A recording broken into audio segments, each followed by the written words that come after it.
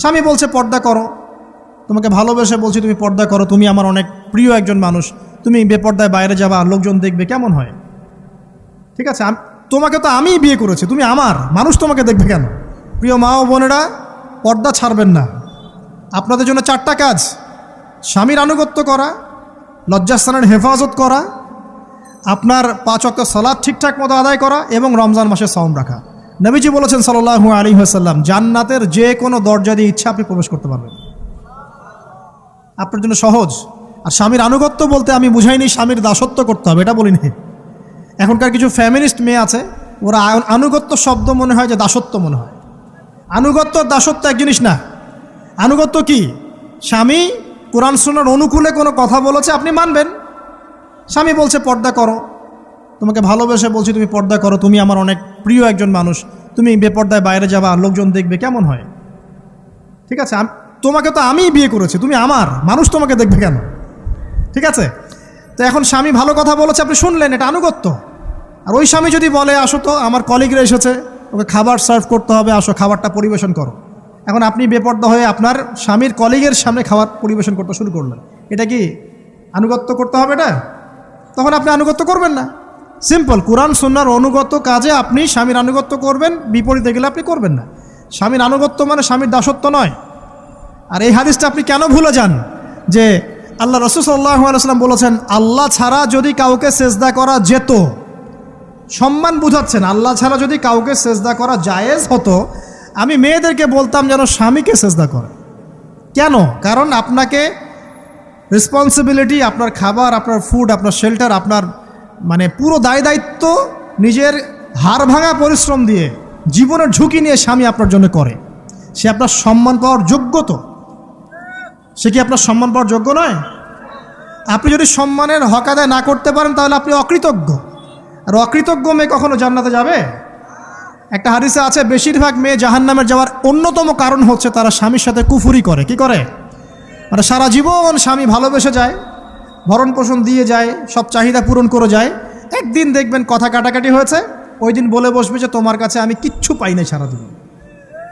এই যে কুফুরি, এই কারণে তারা জাহান্নামে যেতে পারে বেশি। আল্লাহ হেফাজত করুন। আমি আরেকটা কারণ হচ্ছে যে বেপর্দা।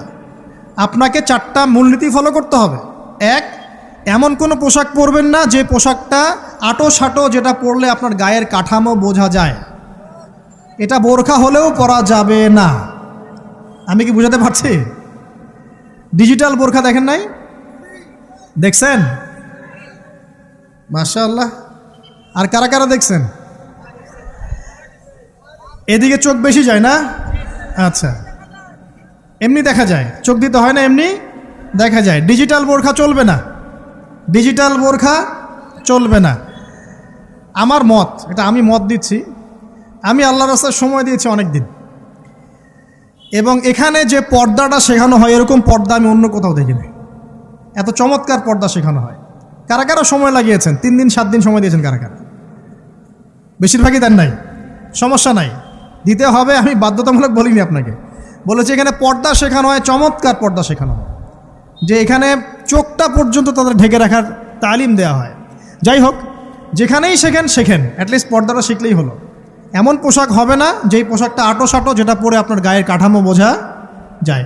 2 নম্বরে এমন পোশাক পরা যাবে না যেই পোশাকটা পরলে বাহির থেকে ভিতরের অঙ্গ দেখা যায়। দেখেছেন? দেখেন নাই? দেখছেন হুজুর? আচ্ছা, আপনারা তো সব দেখেন দেখি।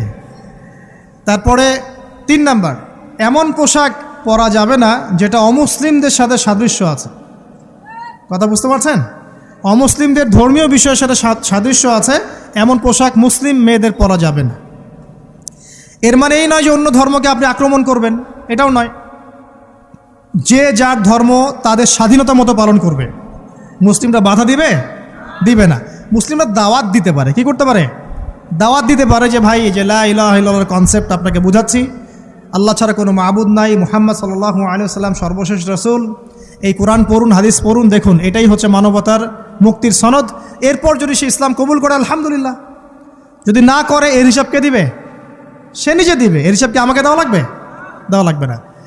তো অমুসলিমদের সাথে সাদৃশ্য আছে এমন পোশাক চলবে না। আর 4 হচ্ছে, পুরুষরা মেয়েদের পোশাক পরতে পারবে না, মেয়েরা পুরুষদের পোশাক পরতে পারবে না। জি, আপনাদেরকেই বলছি, আপনারা জিন্স পরতে পারবেন না, মেয়েদেরকে বলছি, এবং টি শার্ট পরতে পারবেন না। আপনারা ওই যে যা ইচ্ছা তাই ড্রেস পরে বলবেন যে হাজার বছরের সভ্যতা সংস্কৃতি, এসব বাজে কথা চলবে না এখানে। এটা হাজার বছরে কোনোদিনও আমাদের দাদা নানিরা এগুলা কখনো পরে নাই। পড়ছে? আপনার দাদি কখনো এরকম পরছিল শাড়ি? তো এই যে বললো হাজার বছর থেকে পরে আসতেছে নাকি। সুবহানাল্লাহ। তো এখানে বিষয়টা হচ্ছে পুরুষ মেয়ের পোশাক পরতে পারবে না, মেয়ে পুরুষের পোশাক পড়তে পারবে না। আমি খুব সংক্ষিপ্ত করে আপনাকে কোরআন সুন্নাহ থেকে 4টা মূলনীতি বলে দিলাম। এই 4টা মূলনীতি কোরআনেও আছে, হাদিসেও আছে। আসেন, এই যে নারীর অবমাননা, এই বিষয়টা আইয়ামে জাহিলিয়াতে যেমন ছিল, এখন দেখবেন আরও বড় পরিসরে এসেছে। আসে নাই? এই যে ফ্যাশন শো, দেহের প্রদর্শনী, বিভিন্ন ফিল্মস দেখবেন, ফিল্ম ইন্ডাস্ট্রিজে দেখবেন, মিউজিকে দেখবেন, পর্নে দেখবেন, মেয়েদের দেহটাকে নিয়ে ব্যবসা করা হচ্ছে। আগে তো না হয় কন্যা সন্তান হলে জীবন্ত পুঁতে ফেলতো নাকি, এখন যদি গর্ভের বাচ্চা মেয়ে জানে, অনেকে আগেই মেরে ফেলায়। বোঝেন নাই মনে হয়? অনেকে যদি জানে যে গর্ভে মেয়ে সন্তান আছে, আগেই মেরে ফেলায়। এমন অনেক দেশ আছে, আমি নাম বলছি না দেশের সঙ্গত কারণে, যে সেই দেশে এরকম মেয়ে সন্তানকে এই যে খালাস করে ফেলার, নষ্ট করে ফেলার, ভ্রূণ নষ্ট করার আলাদা ক্লিনিক আছে, আলাদা হসপিটাল আছে। বলে নাউজুবিল্লাহ। তো আসলে ওই 1450 বছর আগের মানুষটা বেশি বর্বর ছিল না আমরা বেশি বর্বর? এই অধিকারের কথা বলে বলে আমরা মেয়েদের দেহটাকে নিয়ে এখন মস্করা করছি, তামাশা করছি। সবচেয়ে সেরা অধিকার কোথায় পাবে? কোরআনে পাবে, হাদিসে পাবে, ইসলামে পাবে। তার পর্দা নিশ্চিত হবে, দেহ সেফ থাকবে, তার ইজ্জত নিশ্চিত হবে, ইজ্জত সেফ থাকবে, তার সম্মান সেফ থাকবে, তাকে রাজরানীর মতো স্বামী বাসায় রাখবে, কারণ সে হচ্ছে তার কাছে সবচেয়ে মূল্যবান প্রিয় বস্তু। শুধু তাই নয়, সম্পত্তির অধিকার তাকে দিতে হবে। একজন মেয়ে তার ভাইয়ের সম্পত্তি পাবে, তার বাবার সম্পত্তি পাবে, তার স্বামীর সম্পত্তি পাবে, সব দিক থেকে সে সম্পত্তি পাবে। আর একজন ছেলে কিন্তু সব দিক থেকে সম্পত্তি পাবে না। এই বিষয়গুলো যখন এক শ্রেণীর মানুষ বোঝে না, তখন ইসলামের বিরুদ্ধে অহেতুক প্রোপাগান্ডা চালানো শুরু করে। সবচেয়ে সেরা সম্মান রক্ষার উদাহরণ দেয়া হয়েছে ইসলামে, কোরআনে এবং হাদিসে। এই কথাটা আপনাদের মা বোনদেরকে বোঝাবেন, তবে নম্রতার সাথে বোঝাবেন, কারণ উচ্চবাচ্য করলে তারা কথা শুনবে না। আর আল্লাহ রাসূল সাল্লাল্লাহু আলাইহি ওয়াসাল্লাম বলেছেন, কিছুটা বাঁকা হাড় দিয়ে তাদেরকে তৈরি করা হয়েছে। যদি আপনি শক্ত করে চাপ দিতে যান তাহলে ভেঙে যাবে, আর যদি আপনি ওই অবস্থায় ছেড়ে দেন তাহলে বাঁকাই থেকে যাবে। এখানে আপনাকে হিকমা অবলম্বন করতে হবে। আল্লাহ পাক তৌফিক দান করুন। একটা বিষয় বলছিলাম, ওই যে শিরকের পাপ এখন গ্লোবালাইজেশন হয়েছে না, ওই সুদের পাপ এখন গ্লোবালাইজেশন হয়েছে না। গ্লোবালাইজেশন বোঝেন? মানে বিশ্বায়ন, পুরো বিশ্বে ছড়িয়ে পড়েছে না। আরেকটা হচ্ছে এই যে মেয়েদের অবমাননা, এটা সারা বিশ্বে ছড়িয়ে পড়ে নাই? আচ্ছা, আর দুটা বলবো, এরপর বলে আমি শেষের দিকে যাচ্ছি। আসেন, একটা হচ্ছে মাদক। আইয়ামে জাহিলিয়াতের অন্যতম সেরা পাপ ছিল কি? মাদক। ওই যে বলছেন জাহিলি যুগ, কেন বলছেন জাহিলি যুগ? বিকজ ওইখানে মাদক খেত মানুষ বেশি। এখন বলেন, ওখানে না হয় মক্কায় মাদক খেত মানুষ, এখন সারা বিশ্বে মাদক ছড়িয়ে পড়ে নাই? বেশি না কম? এখন এই যে নতুন নতুন মাদক আসছে, ইয়াবা, আরও নাকি কি আসছে নতুন নতুন, আমরা নামও জানি না। এই যে গাজার নাম জানি, ফেন্সিডিলের নাম জানি, আর কি আছে, হিরোইন বলেন, আর দু একটা, আফিম, আর কি আছে? হ্যাঁ, রেন্ডি। সুবহানাল্লাহ, এই নামও কখনো শুনি নাই আমি।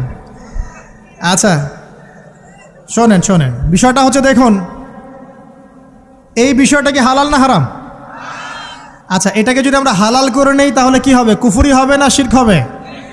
শিরক কুফর দুটোই হচ্ছে। কিন্তু এখন মক্কার কিছু মানুষ মাদক খেয়েছে বুঝলাম, আল্লাহ রাব্বুল আলামিন ধাপে ধাপে এখান থেকে বের করেছেন। প্রথমে বলেছেন মদ খেয়ে নামাজের ধার কাছে যেও না। হ্যাঁ, তারপরে বলেছেন এই যে মাদকে কিছুটা উপকার আছে কিন্তু বেশি ক্ষতি। তারপর বলেছেন খেয়ে নামাজের কাছে যেও না। তারপর ধাপে ধাপে শেষের দিকে এসে আল্লাহ পাক বলেছেন যে এটাকে ছেড়ে দাও। সূরা মাইদায় পড়ে দেখেন, এটা শয়তানের কাজ। তখন সাহাবায়ে কেরাম রাদিয়াল্লাহু আনহুম পুরোপুরি মাদক থেকে নিজেদেরকে মুক্ত করলেন। এরপরে কি কখনো তারা মাদক ছুঁয়েও দেখেছেন? বরং মাদক দ্রব্য সেবন করলে 40টা লাঠি বেত্রাঘাত করতে হয়, ইসলামিক শাস্তি। কয়টা লাঠি? আর উমর রাদিয়াল্লাহু আনহুর সময়ে 40 লাঠিকে বাড়িয়ে 80 লাঠি করা হয়েছিল। কত লাঠি?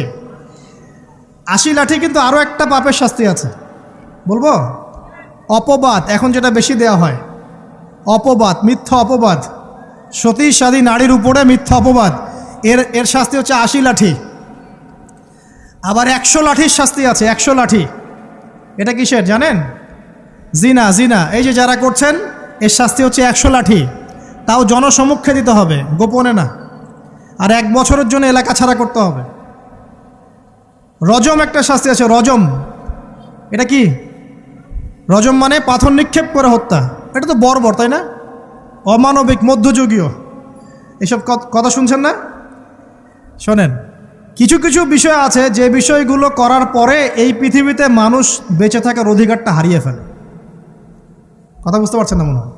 কিছু কিছু পাপ আছে, এগুলো করলে পরে মানুষ এই পৃথিবীতে বেঁচে থাকার অধিকারটা হারায় ফেলে। যেমন কোনো বিবাহিত ব্যক্তি যদি জেনা করে, নাউজুবিল্লাহ,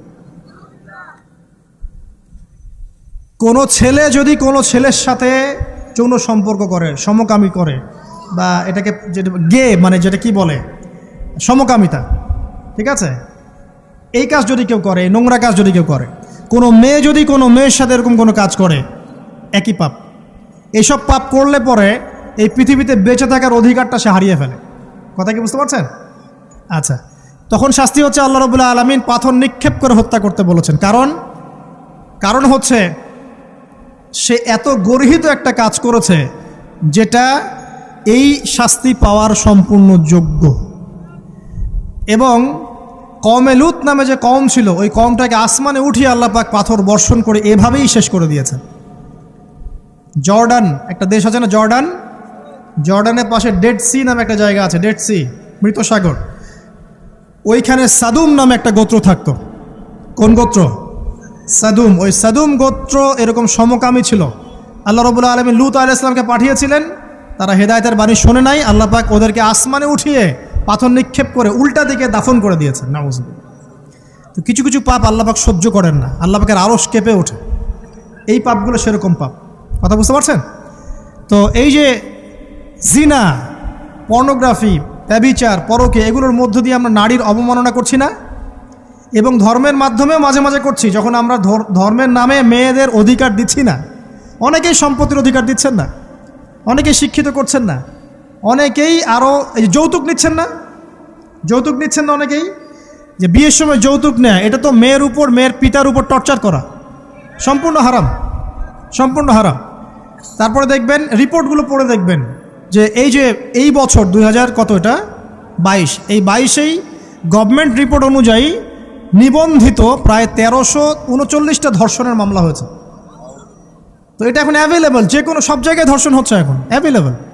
মানুষ এটাকে স্বাভাবিক মনে করছে, এখন নর্মাল ধর্ষণ হতেই পারে, মানুষ এখন এমন মনে করছে।